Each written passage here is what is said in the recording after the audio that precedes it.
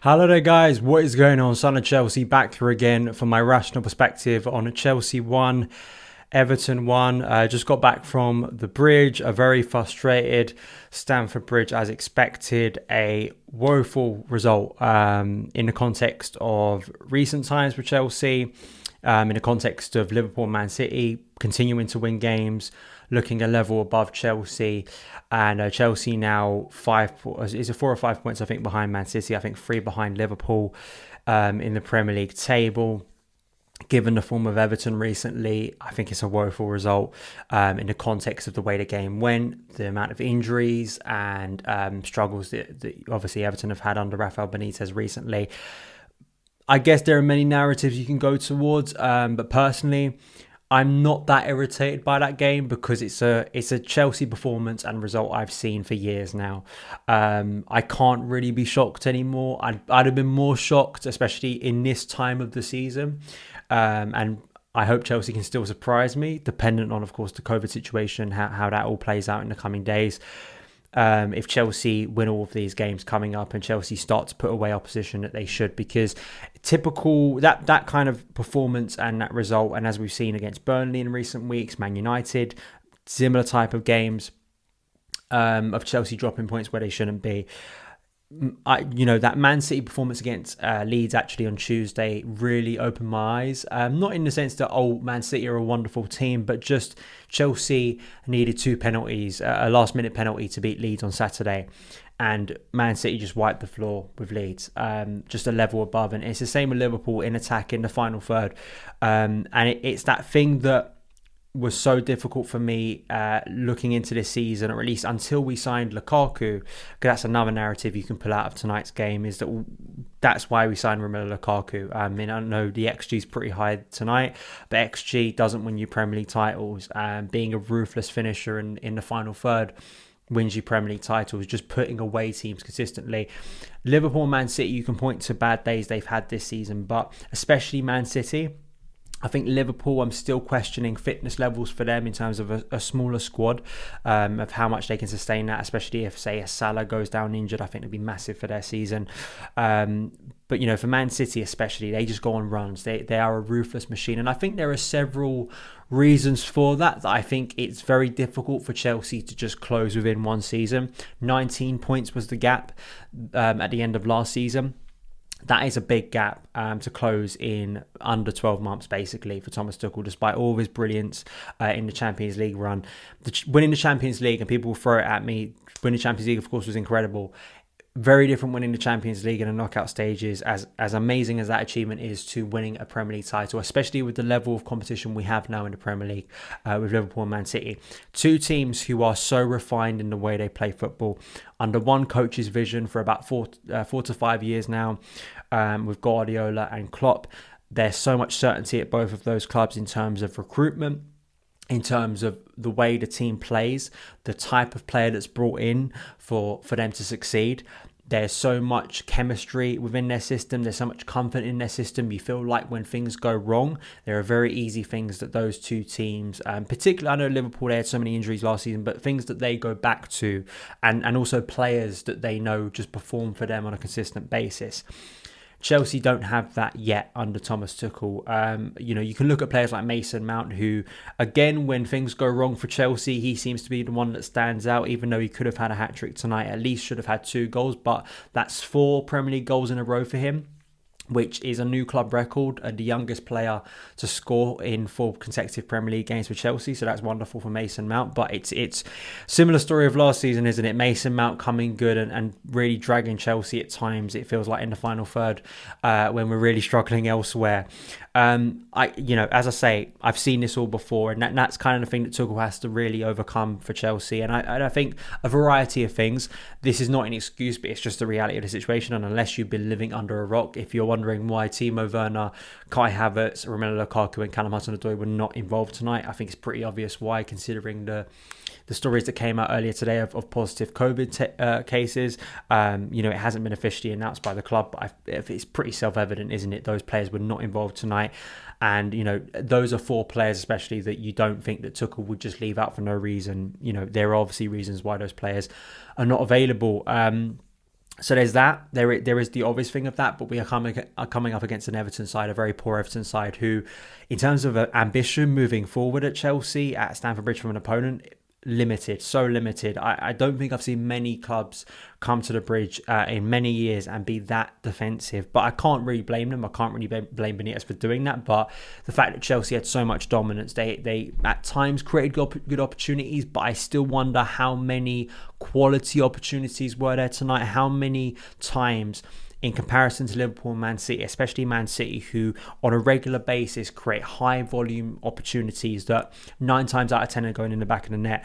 I still look at this team, especially since Ben Chilwell's gone out, and I just want to point this out. I mean, a lot's been made about Chelsea's squad, the strength of Chelsea's squad, but it doesn't really speak that well to the strength of this squad that it feels like, since especially Ben Chilwell's gone out, as wonderful a player as Chilwell was having the form of his career, that you take one cog out of that and it feels like a large part of this attack are sort of ability in the final third to make chances really on a consistent basis and also score goals, because Chilwell was getting involved in the goals too.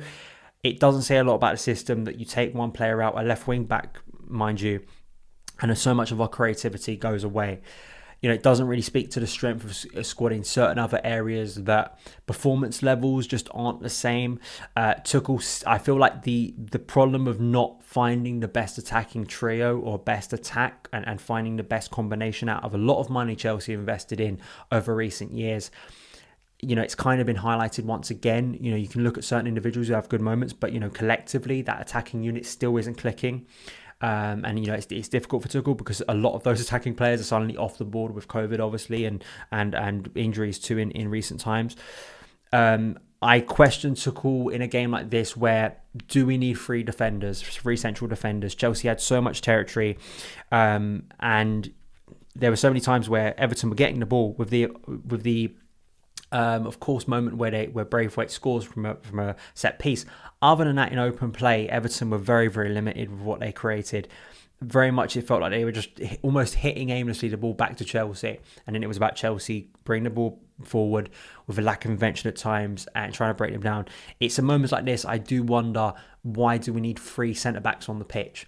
Can we take one of those off? Today, actually, to be fair to Tuchel, he doesn't have a lot of options, but I wonder if earlier you throw on a Ross Barkley, who sure didn't do much in the game, but you throw on a Ross Barkley, maybe even start him, go to a 4-3-3, a 4-2-3-1, and add another player further up the pitch to get more bodies in the box. That's another thing that both Liverpool and Man City do so much better than Chelsea, is get numbers into the box when we're creating opportunities. It still feels at times like there's a lot of neat, safe, intricate play, but the amount of time a ball goes into the box and there's only 1 or 2 bodies in there, and it can get frustrating. You feel like, oh, the luck's not on Chelsea's side. But the reason why Man City, so many times a ball drops to one of their players, is because they have superiority. They're taking risks. And that was another thing, a lack of invention, a lack of taking risks tonight. It was so passive. The amount of times a number of players either didn't want to play a pass, you know, seeing it live. The amount of times Reece James making a run, one of those trademark runs behind the Everton defence, wasn't found.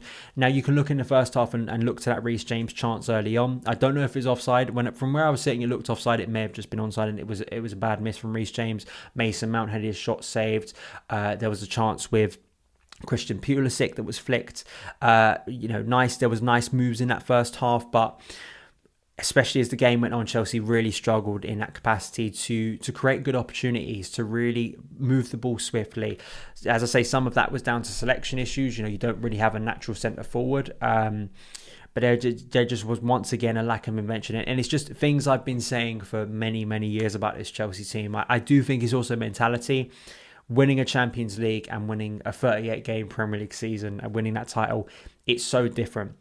It is so different in terms of that mentality, in terms of that ruthless consistency you have to have. You are going to drop points, but tonight especially, Chelsea needed to win this game. I think they still had enough quality with the investment we've made in our attack in recent years, especially when you go 1-0 up against this Everton side who've been struggling to score goals, struggling to keep them out. They were basically playing academy players, bringing them off the bench in this game. And then to concede from one set piece, it just shows, you know, there are creaks appearing across the team now. And I feel that you're just starting to see that gap now appear between us Liverpool and Man City. And I think a lot of it has to do with that final third, which is why we spent 98 million on Lukaku, who obviously wasn't available tonight. So it's hard to really say, it's all Tuchel's fault, because he doesn't have players available. He doesn't have the solution, at least the quite clear, obvious solution that we paid a lot of money for in the summer. But I'm concerned now. My concern is that Chelsea fall back into a place in the Premier League table and a battle in the Premier League table that we should be nowhere near this season. And I'm talking about the race for Champions League qualification. If we have to go through that for a 5th consecutive season, I'm asking questions. I'm asking serious questions, and I just don't have the stomach for it. Chelsea, at the very least, I think it's about closing that gap to Man City to below 10 points.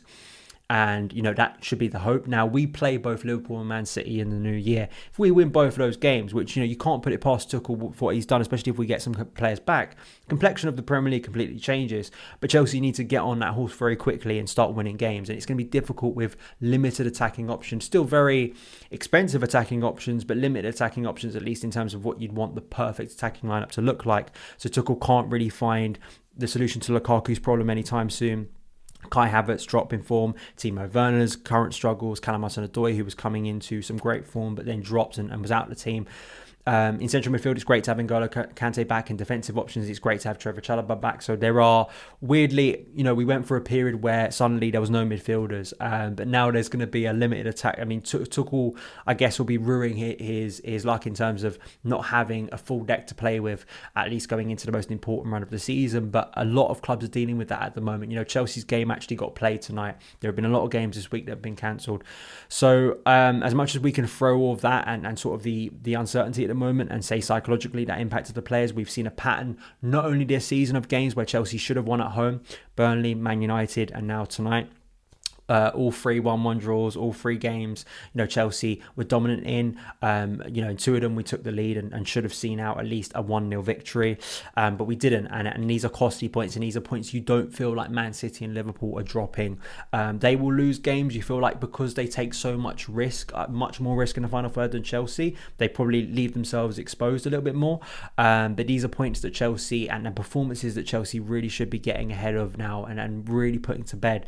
Because it's at this run of the season for me where our sort of narrative for the second half of the season is going to be defined. Is it going to be a title race, which I hope, even if we are a little bit behind Man City and Liverpool, or are we going to fall back into old ways? That's the big question for Thomas Tuchel, the SSLs, because performances have really dwindled in recent weeks. I can't deny that. They've been unimpressive, seriously unimpressive. Thank you guys for watching. You can check out my work on Football London with Carefree Chelsea. Subscribe, hit that like button, let me know your thoughts on the game in the comments below, and I will see you again very soon.